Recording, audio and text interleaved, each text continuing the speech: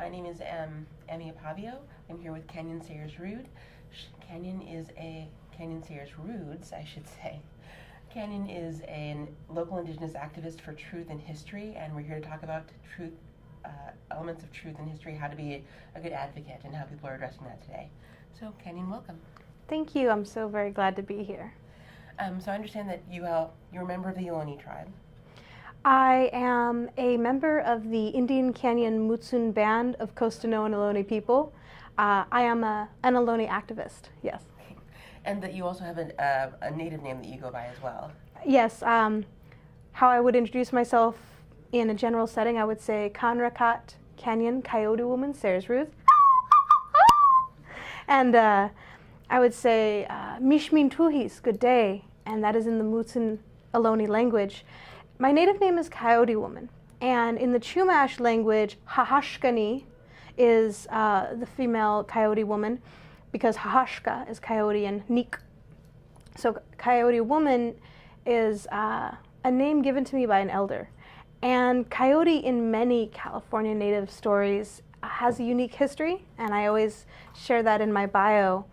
And coyote is a trickster, a storyteller, a being who sometimes teaches people what not to do by doing it. Mm-hmm. And in my life, I have always been an individual who loves philosophy. I'm a critical thinker. I sometimes haphazardly jump into things quickly, or sometimes I take a step back, or I'll fight for the underdog even if I don't believe in the underdog. And it's because it's the matter of perspective. And over time, an elder in our community witnessed that characteristic within me and gifted me the name Little Coyote. And for many years I was Little Coyote, and as I develop into maturing into adulthood, those in the community witnessed me as Coyote Woman.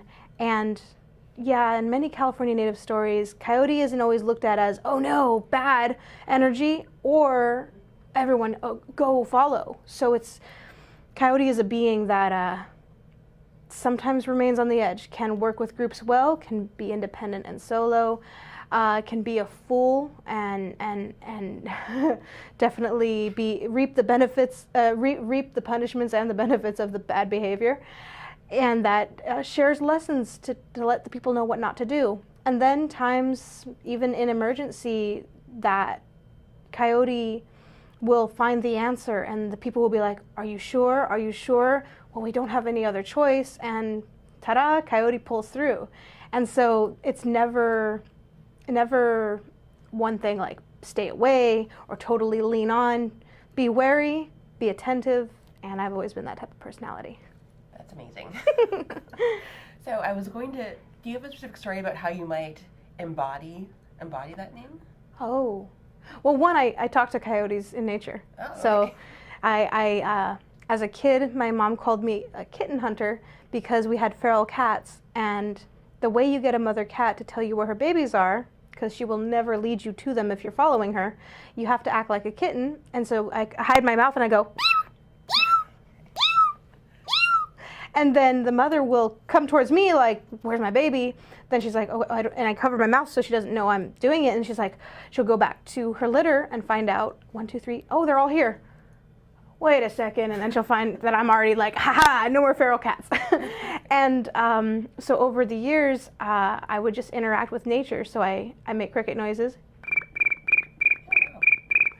And then coyote, I yip and yap like coyote.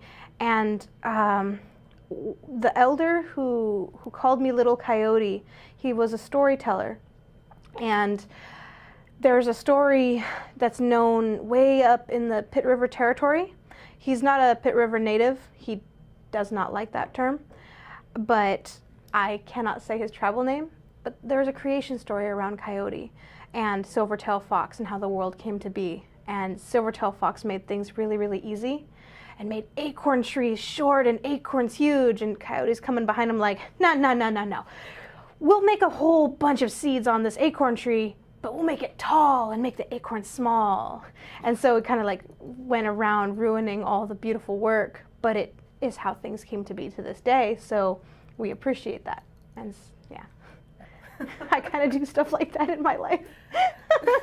Well, that sounds like that works out well. Yeah. So I understand that you, well, first thing I want to say is the person who gave you your native name is a storyteller, but you are quite a storyteller as well. So I understand that you were recently involved with an event called Regenicon. Yes. And can you tell me what that event is? Before I was invited to it, I never knew what it was.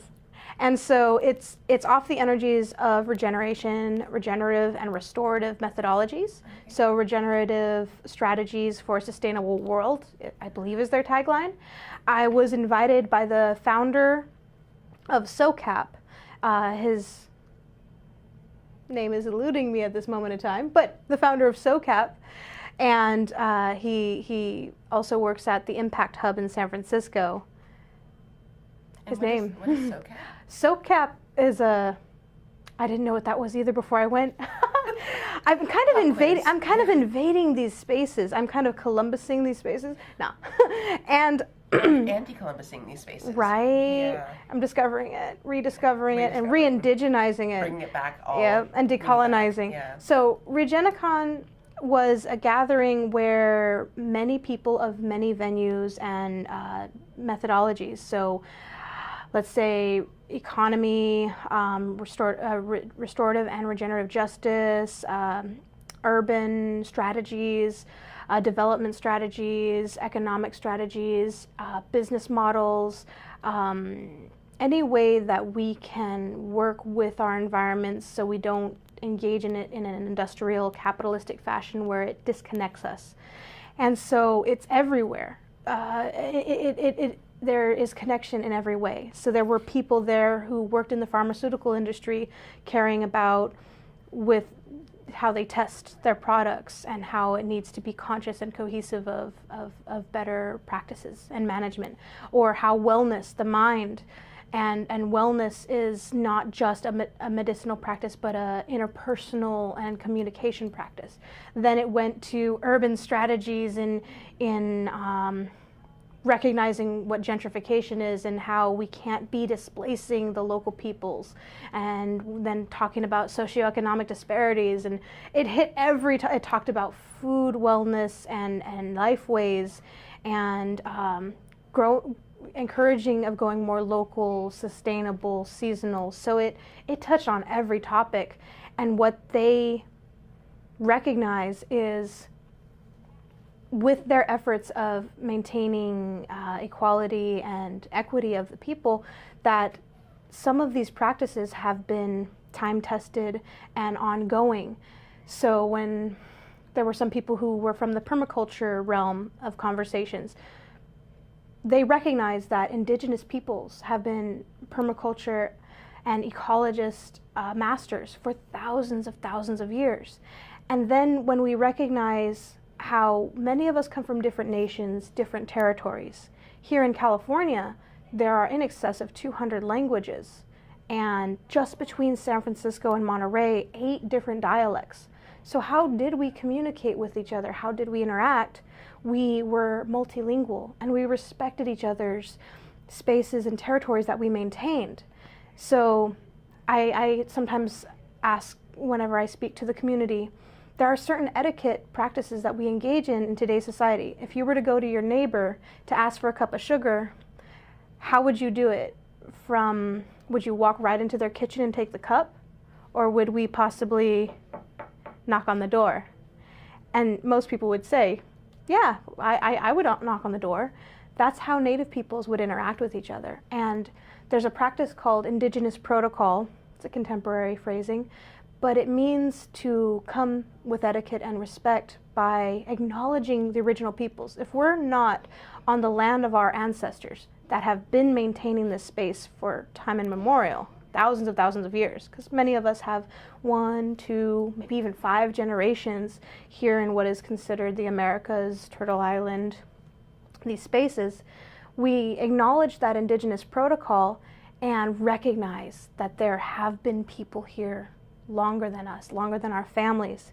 And by recognizing that, that's why I was invited into that space, was to recognize the land, because I am a rambunctious, loud, nomadic native who tends to raise that awareness a little bit more aggressively. Mm-hmm. Because traditionally, people would know to do this.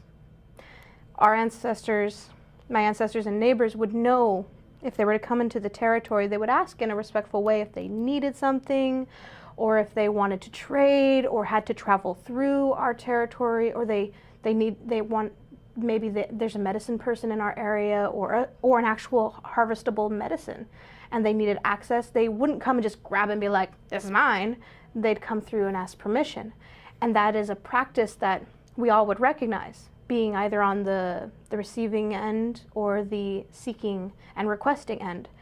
And because as an Indigenous person, I wish other people were familiar of this practice, because it's conducive of a consent culture.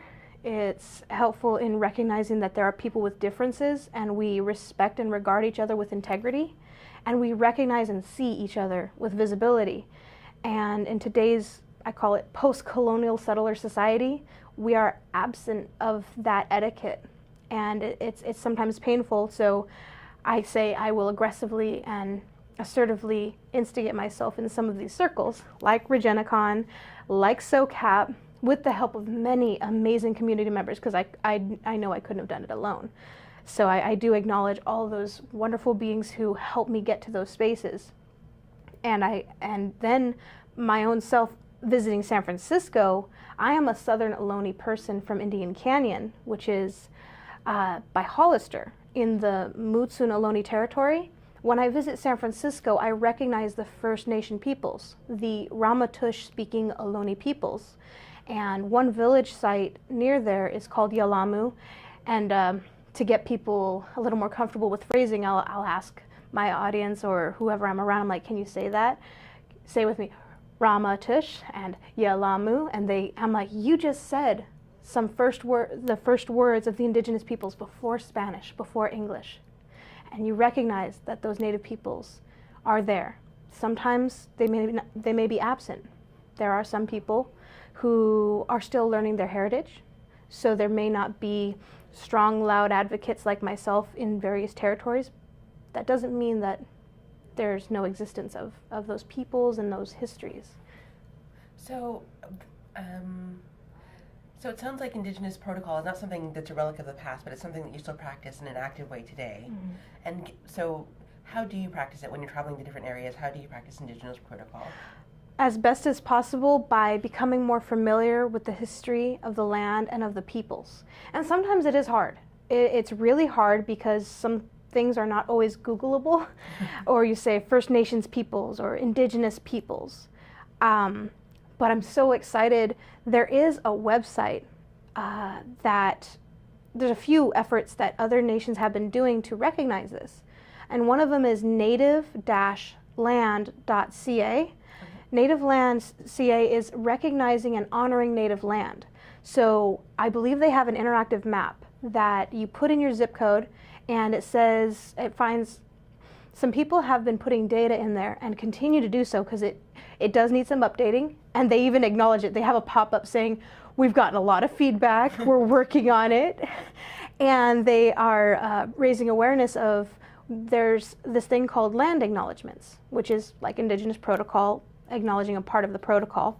And land acknowledgements is acknowledging the land, acknowledging the Indigenous peoples who have been stewards of the land. If they're present, or if just some of the history is present, we need to acknowledge that and heighten that visibility and awareness.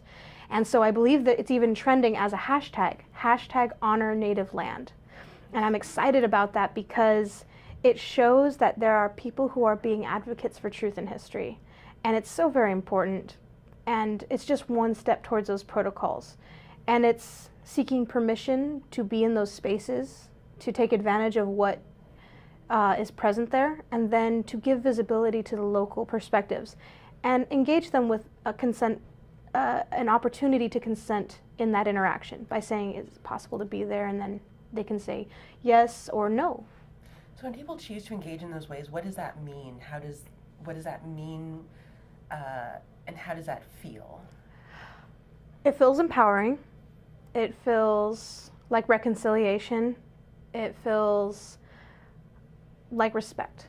I actually am still feeling a happy feeling from just coming from an interaction like that.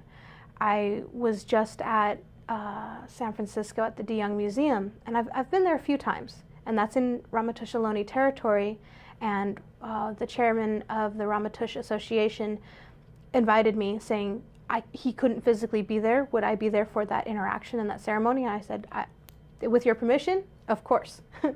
and that gave me the consent to be there, which is so very important, because I wouldn't do it like, I'm allowed to speak for the people without that regard. So already I'm engaging in that protocol.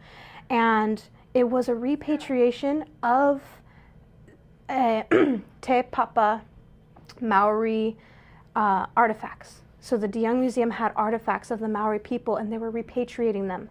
And so many times we think, oh, something's available to us to be shown or shared, and some people don't know where it came from. I think you might recognize one of the scenes from Black Panther, when one of the individuals was in the museum.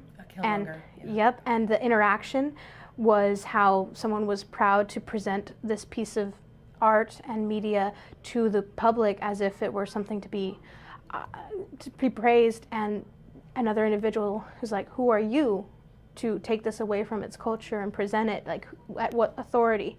And that was quite similar, and I really loved witnessing the interaction with these diplomats and respected people of the community, because they have been working on repatriation for years, and they were so articulate and beautiful in the way they did it, because they spoke to the artifacts in their language, they sang to them, interacted with them, they held a protocol of integrity, letting us know, please no food, water near, we're going to interact this way.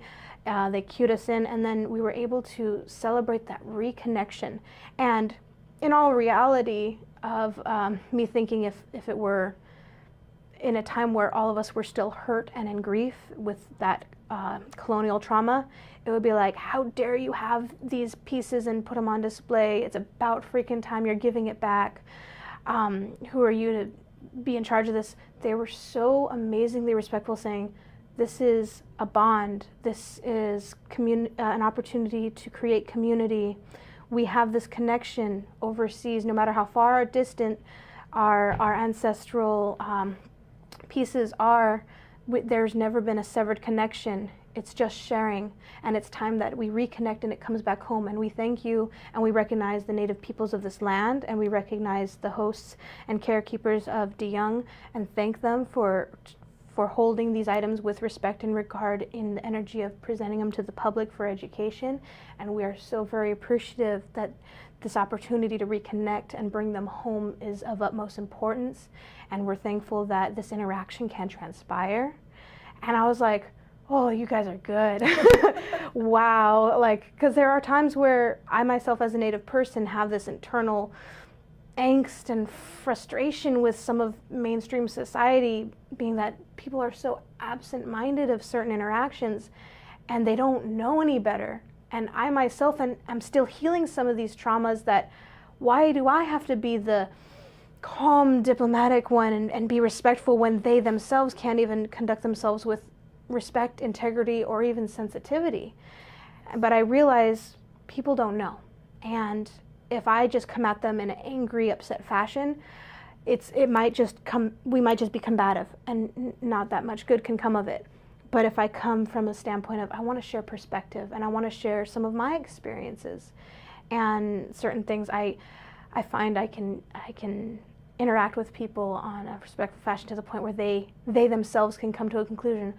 Wow, this is necessary, or I think I have someone you should meet, or you should speak to my classroom, or any interaction of potential progressive, forward thinking, and just interactive responsibility in interacting with our community, understanding that yes, we have differences, we can celebrate those differences, and yes, there are many things that we can unite together. And I always try and remind people of that, because it's okay to be different. It's okay to have ourselves conduct ourselves differently. That's why we should be celebrating each other. and we all should recognize we are people of this world, we are people of this community. We need to work together because this is all we have. So we can operate on those multiple paradigms and respect each other with regard and sensitivity and just respect. As a person who grew up in the Bay Area and as a person who talks to nature, how do you feel about the way that the Bay Area has evolved? Just over the course of your lifetime. Oh, amazingly. I know for a fact I talk differently than I did 5 years ago, 10 years ago. I've learned so much, and it's through many other people. There are things I've learned about culturally and traditionally that I would not have had I not had the interactions I had. And in the Bay Area, there is this connection to the land, and I feel like it's almost like a magnet. There's this pulling of many peoples and nations. Silicon Valley, the hub of technology, and the gold rush came earlier on. And when we think about California, it provides so much food for the nation. And California was the most densely populated of diverse people because there were in excess of 200 dialects, 90 languages, 200 dialects. That means guaranteed over 200 different tribes speaking different languages. And how we all interacted, because many people who have read history books learn about the Indian Wars and survival, and then they're like, well, you Indians or you Native Americans fought and had wars too, and you did this and you did that. It's like, not the way we're familiar with. Not like slavery. There wasn't that exact kind of imperialistic colonial slavery. There were interactions between people. We're human.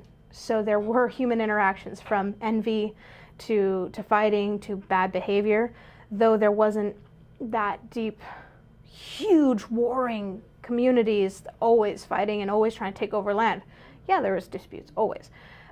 In that, we were still capable of being multilingual with the ability to trade. There were beings that traveled up and down through California, and it being very diverse and sustainable with all of its resources, rich, that there's just this beautiful space that people came together and just had an opportunity to celebrate culture. And when the missions came through and the waves of genocide against indigenous peoples with colonization of the missions and then colonization through the gold rush and homesteading, the U.S. government put out in excess of $1.4 million, $5 a head, 50 cents a scalp, to eradicate the California native.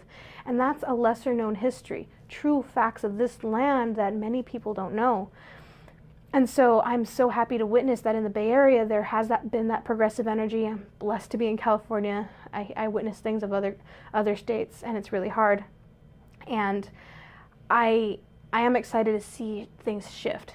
I get frustrated that then people are used as examples to be dismissed, more slurs like liberals and progressive and political correctness. I get frustrated when those are used as degrading slurs. But I have witnessed beautiful beings and amazing allies and advocates of truth and history, and it's slow and go, but it's really beautiful in coming together. And so, speaking as a person who's an advocate for truth and history, and as a person who, again, is very connected to the land, very happy to live in California, but also wants people to have a better understanding of what the true history of California is, what, in 5 seconds or less, what do you want people to know? That as Indigenous peoples know truth and history and are learning and reconnecting to culture themselves, that all of us as people of this world are responsible for our own education, and I would encourage them to go research about the land that they are living on, the resources they are benefiting from, and the colonial contact that they may be unfamiliar with, and just honor truth and history of the spaces and places that we occupy in today's post-colonial settler society. And then do you have a website, or do you have any resources that you might suggest for people to learn more about? IndianCanyonLife.org is one website that I maintain. And then pretty much you can just Google my name or just Kanyon Coyote Woman. And that's Kanyon with a K, Coyote Woman.